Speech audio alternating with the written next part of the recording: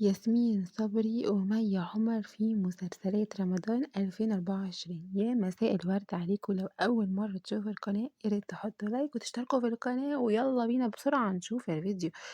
طبعا مي عمر وياسمين صبري عاملين مسلسلين، يعني بصوا مش قادرة أقولكوا هيكسروا الدنيا. أول حاجة معانا ياسمين صبري النهاردة عاملة السنة دي، يعني عاملة مسلسل اسمه رحيل. طبعا المسلسل ده اعلنت عنه على انستجرام، نزلت صورة وكتبت فيها من الكواليس انها من تحضيرات مسلسل رحيل 2024 في رمضان يجمعنا. طبعا المسلسل ده مش اول مسلسل تعمله ياسمين صبري، لا ده كان في مسلسلات قبل كده كتير، بس طبعا هي كانت غايبة عن رمضان بقالها سنين. اخر مسلسل كانت عاملاه كان اسمه اخر فرصة، لا مش اخر فرصة، اسمه فرصة تانية.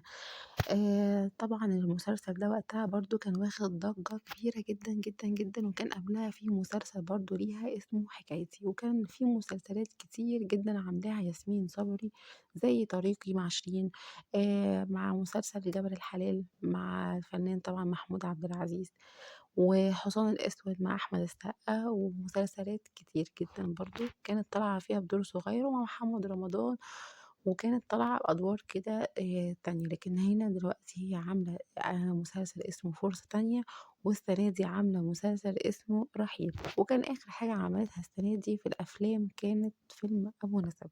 ده بالنسبة طبعا لياسمين صبري.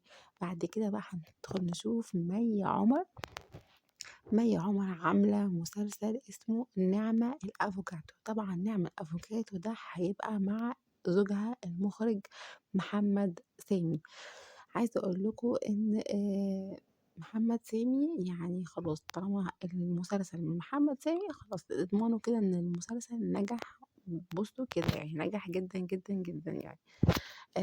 طبعا عايزة اقول لكم كمان ان ده مسلسل السنة اللي فاتت كان لمي عمر، كانت عاملة مع روبي مسلسل اسمه رانيا وسكينة، مش رايا وسكينة، لا رانيا وسكينة. وطبعا كانت عاملة بردك مسلسل اسمه لؤلؤ، وكان في مسلسل تاني برضو مع علاقة مشروعة مع الفنان ياسر جلال.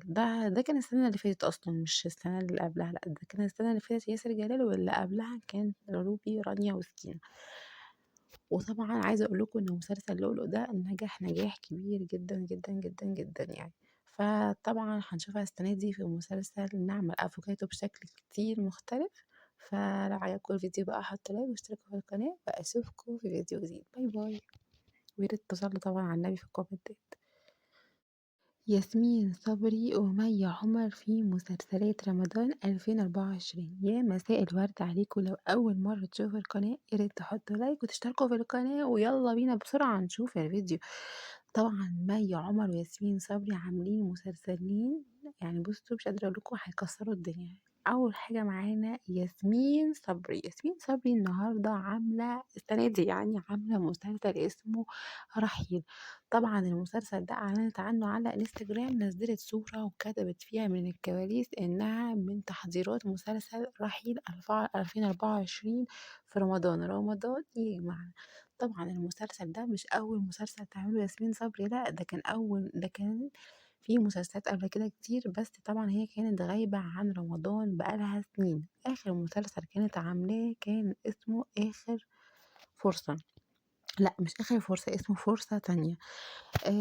طبعا المسلسل ده وقتها برضو كان واخد ضجة كبيرة جدا جدا جدا، وكان قبلها في مسلسل برضو ليها اسمه حكايتي، وكان في مسلسلات كتير جدا عاملاها ياسمين صبري زي طريقي مع شيرين، مع مسلسل جبل الحلال مع الفنان طبعا محمود عبد العزيز، وحصان الأسود مع أحمد السقا، ومسلسلات كتير جدا برضو كانت طالعة فيها بدور صغير ومع محمد رمضان.